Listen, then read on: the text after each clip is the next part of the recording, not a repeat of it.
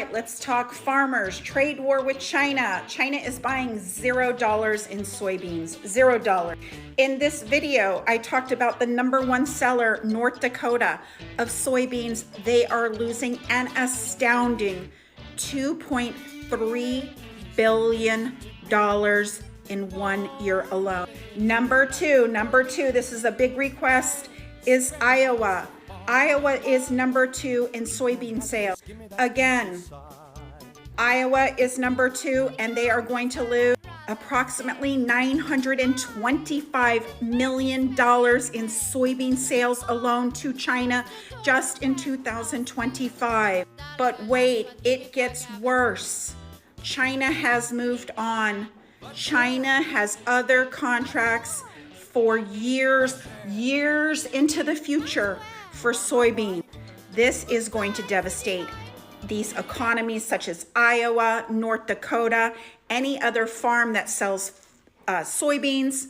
Yes, farmers voted for this, not once, not twice, but 3 times. And yes, he did screw them over the first time. And yes, a lot of them said they would vote for him again. Iowa is losing almost $1 billion, and it will be worse in the years to come.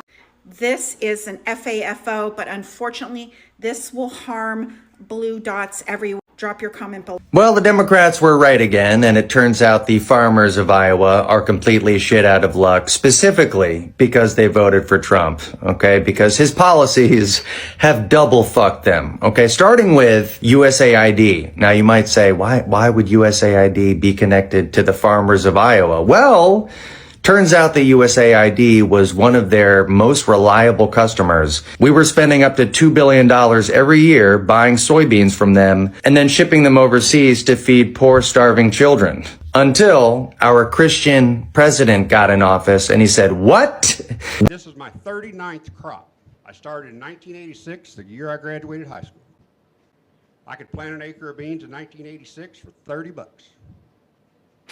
It irritates me that you don't have the guts to acknowledge that the people do not pay the tariffs. I don't care if it's John Deere, Case, Caterpillar, all that stuff is outsourced overseas. And the guy that pays it is the guy that purchased it. I can buy a bearing for a combine, and it's made in Taiwan or who knows where. Parts have over doubled in the last year, if you can get them. The dealer at Marshall has a backlog for almost 4 months because they can't get parts because of Trump's stupid tariffs. I think agriculture has taken a heck of a hit on a lot of misinformation, and he is not helping the farmer. I mean, we farm about 3,500 acres. We are going to be so far in the red. When are you going to stand up for us instead of kissing his ass for these trade deals? And the tariffs. More so the tariffs than the trade. Yeah, look, the biggest thing is we need markets. We produce more than we use ourselves. We don't just feed Minnesota or America, we feed the world. And we need those markets. We establish them over decades to get to them. What's happening now is every bin is full of soybeans. We're going to have a record harvest come in. There's going to be soybeans in garages, on the streets, wherever we can put them, because there's nowhere to go and we have to sell them. So the way we can support them is making sure that happens. Second thing we need to do is one of the biggest expenses for farm families, health care. They're self-employed. $25,000 a year in premiums to buy health care. It's unsustainable. So one of the spouses works in town to try and get health care for the family. And then making sure we're investing in rural schools, rural infrastructure. Because, you know, people say we put a ton of money into a bridge and only 10 families use it. Yeah, but those 10 families feed 10,000. And so I think it's making the case that these vibrant rural communities, as they start to collapse, the real problem is folks swoop in and buy up this land. And then we get consolidation. And look, you can have your own feelings on that. Maybe it's more efficient or whatever, but there's not going to be small communities. There's no reason for folks to live there if we're consolidating these farms into massive sizes. So we can make sure we buy American products. We can make sure that we're investing in those rural communities. And I'll just make my pitch again. We've got to have markets where we trade with the world. Our soybeans, our corn, you know, our commodities are the best in the world. We need to sell them to folks. Has anybody figured out where our bumper crop of soybeans are going? Yeah, because this administration has messed things up so badly with China. China goes, yeah, keep your soybeans, we're good.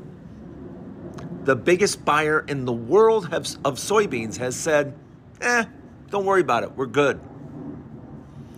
So why doesn't somebody tell me, or tell the US farmers that are bringing in all these soybeans, tell them what they're going to do with them? Somebody needs to come up with a plan, and like really, really quick. Because guess what? China said, thanks, but no thanks. So where are all these soybeans gonna go? Does anybody know? Does anybody care? Because I'm sure the farmers are freaking out right now because they have a bumper crop of soybeans that, nobody wants. At least China doesn't want, and China's the biggest, largest buyer. I mean, we could be selling those small countries, but it's not going to put a dent in the soybeans that we have. Is anyone going to start talking about this, or are we just going to pretend it's not a massive, huge problem because of this administration? Like and follow for more.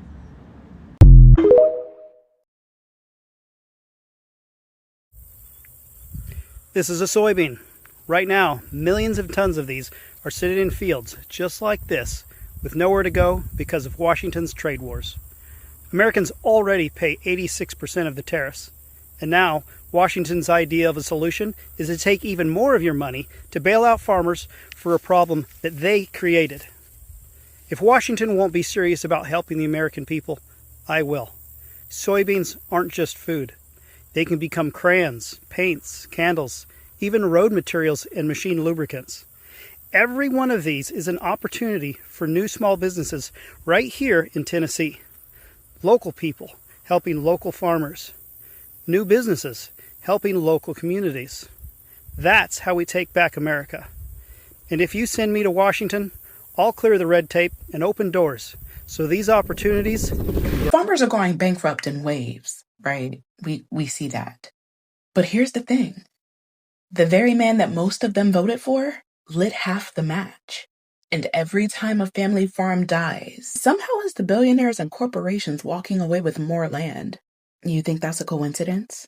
Let's start with the trade war in 2018. Trump slapped tariffs on China. Soybean exports gone. Prices crashed. And farmers sat on mountains of crops that they couldn't sell. Then came the bailouts. $28 billion in so-called aid. But look at the receipts, right? The top 10% of farms swallowed most of that money. Small family-owned farms? Pennies. Folks in Arkansas and the Midwest saw their neighbors lose land, all while mega operations cashed checks. And if we fast forward to now, Trump's promise of more help, it sounded real nice on stage, huh? But the structure has not changed. The policies tilt towards whoever's the biggest, not whoever's struggling. And when those farms fold, the land doesn't vanish. It gets scooped up. Bill Gates owns over 240,000 acres. BlackRock, foreign companies, hedge funds, all buying dirt cheap. Meanwhile, Trump's administration cut back on antitrust enforcement. That meant that seed and chemical giants kept jacking up the input prices. So farmers were squeezed on both ends, paying more to plant and getting less when they sold.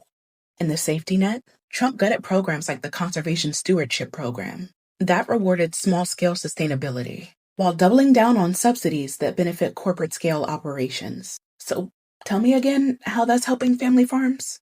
So here's the pattern, right?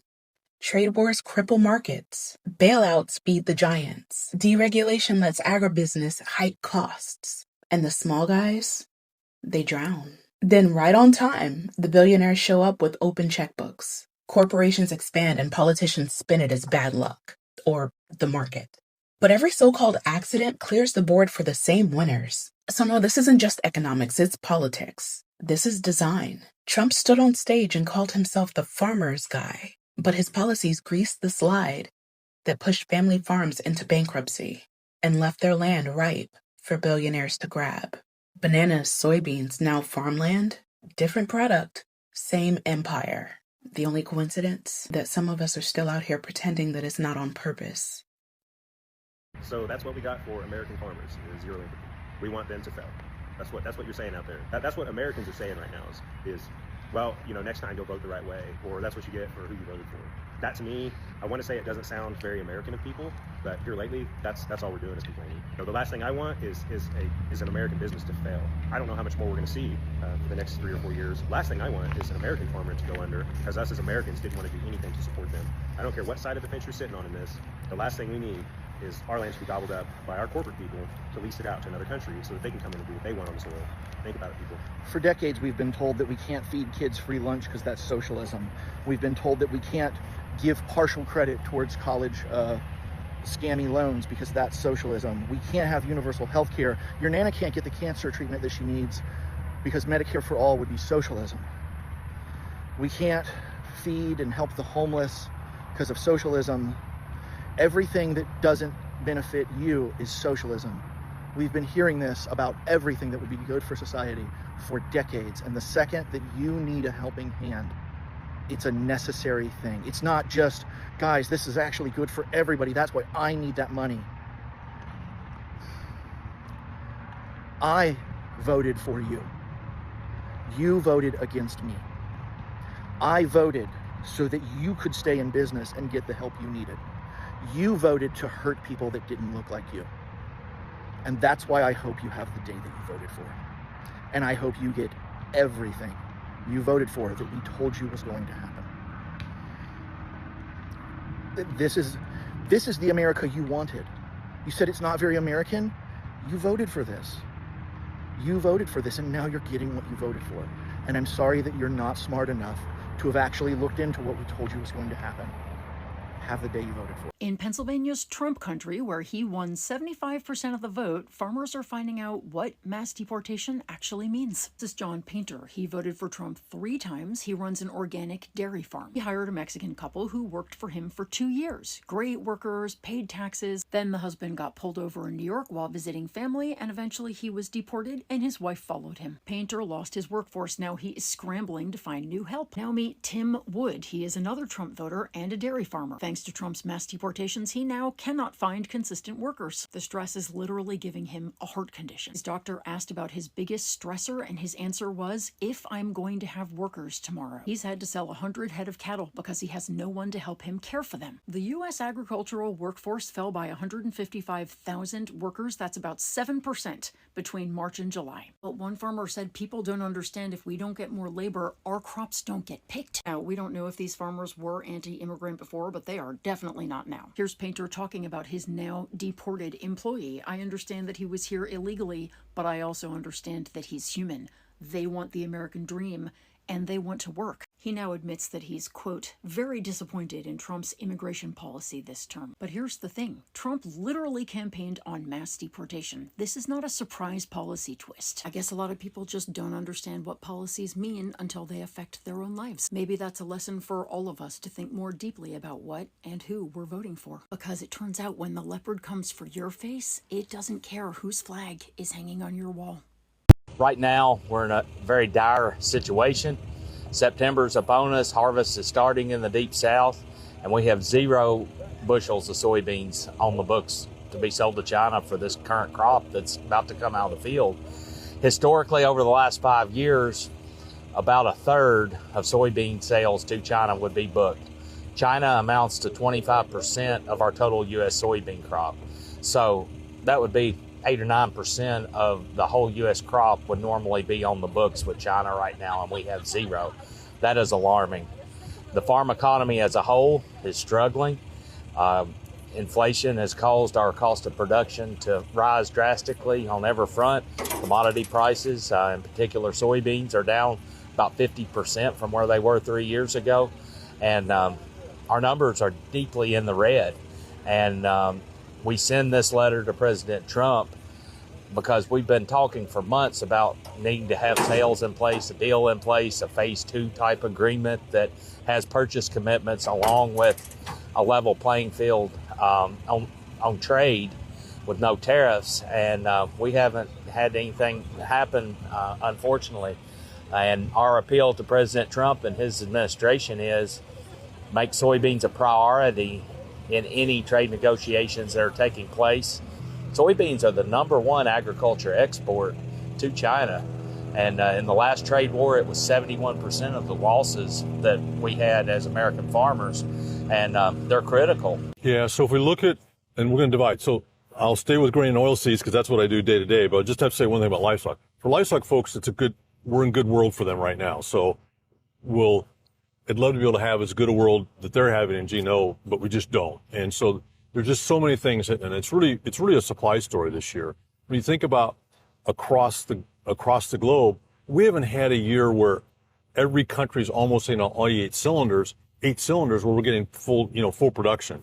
And that's where we are right now. It's also too a bit of a dichotomy in the US is that we're building corn stocks, but the world is not. It's just the opposite in soybeans, where the world's building soy stocks and we're not. And so it's a very weird world, but the fact is we just have so much supply in the world.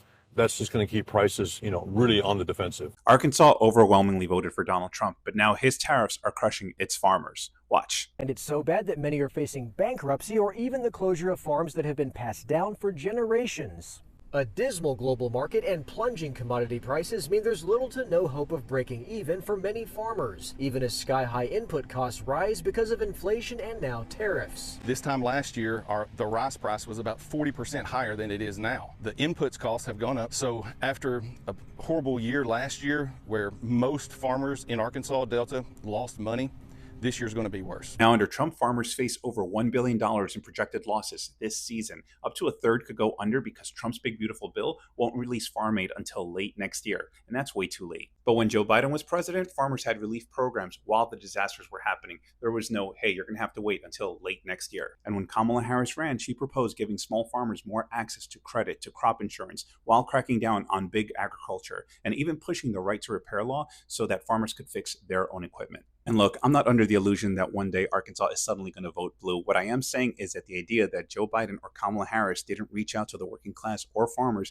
is bullshit, because by any metric, Biden-Harris delivered more for farmers than Donald Trump did. Donald Trump ran on tariffs, and these farmers knew the consequences and still voted for him. And now, because of their steadfast commitment to allowing Donald Trump to help tank their business, they're now going to have to be bailed out with our blue state federal tax dollars. I'm standing at the site of Meta's new $10 billion data center in Richland Parish, Louisiana.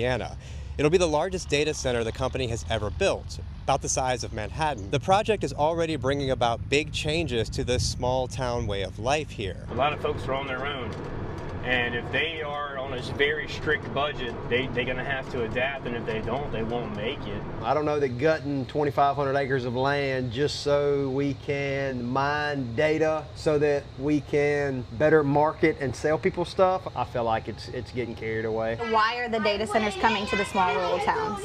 They're coming here to benefit themselves. They're not coming here with intentions on benefiting the community. Our farmers around here really rely on the water system for irrigating their crops and stuff like that. They deplete the water system, that's going to be a big problem. In a sense, it feels like, well, yeah, they come take advantage of us poor, dumb, rural folks, So this data center is going to use about 3 times the energy that New Orleans uses in a year. I'm curious how, if electricity bills go up for people here, how that might impact them. We're a poor area. It's a huge amount of people that have trouble paying their electric bill currently. There are people who don't own vehicles, they don't have health care. I just think about the people that I know that they won't be able to keep their lights on. This is a large farming community here in Northeast Louisiana. We're giving our most valuable resource, which is farmland. I want to know, what is Meta doing to give back to the community? There's a fear like, well, who's going to get what they need. It's going to be the people with the most money and the most power. I've worked a very short time in the oil field, South Texas, and working down there, you would be working in a boom town, but you would drive through a different old boom town that is where the oil used to be, but it isn't no more, and it was just a ghost town. Because all that happens when a place like this comes in is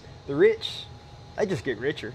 So are we all laughing at these farmers from Arkansas that had the fucking nerve to vote for Donald Trump, yet here they are asking for a government bailout because their fucking farms aren't making any money? No, they're in the fuck around and find out phase, and I really don't give a shit. Hey, what's up, my good people? It's your girl Beryl. I believe you have watched the video compilation that I prepared for you of, you've seen it, right? Like what is happening in Iowa. Like Iowa, name it, Nebraska, all those farmers are going through it all. It is FAFO season and it's FAFO in capital, in caps. So here's a breakdown of exactly what's happening in the United States. I have done several videos of these farmers from Florida, from Nebraska, from different parts. Now I'm in Iowa, right? And I have compiled a compilation of exactly how these farmers are complaining. We have the first, like, what is happening? The first thing, plunging farm incomes and economic downtown. What am I talking about? Iowa's agricultural sector and economy has taken a big hit. It has taken a big hit whereby their incomes have dropped. Why? Because soybeans, the corn, there's no produce. Like, it's failing. And their largest export or was China, right? And China is now preferring to go to Brazil instead of just coming to the United States. And this is affecting the US and other states significantly. Another thing, we have massive input increase in fertilizer, like labor, machinery, all that. It's too expensive. It's like you're farming and not getting any profit, which is doesn't make sense, doesn't add up. It means that they're getting less than they're supposed to. They're not making any profit, in short. When we look at another thing, we have that is causing all of this job losses and downstream effects. What am I talking about? Um, right now, there was a time, remember, where they had cheap labor in most states because these immigrants are the ones who are providing the cheap labor. But again, guess what? ICE, ICE just came through, took all those illegal immigrants back to their countries, and now it hit them like 90% of their resources of their labor people were actually illegal immigrants who they did not want working on their farms. I repeat, who they did not want working on their farms. And what has this caused? A lot of losses.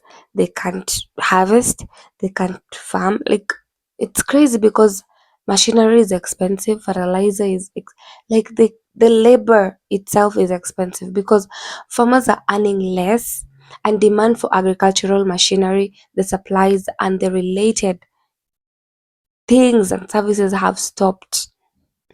And it has led to there's a lot of farms to lay off their workers, and like a lot of people are gonna lose their jobs and they're still losing their jobs. And you can hear them complaining. It's far for season and the burning. Yeah, you got it right. F around and find out, I guess. So another thing that you're gonna talk about is cuts to federal and local support programs. Let me just explain that.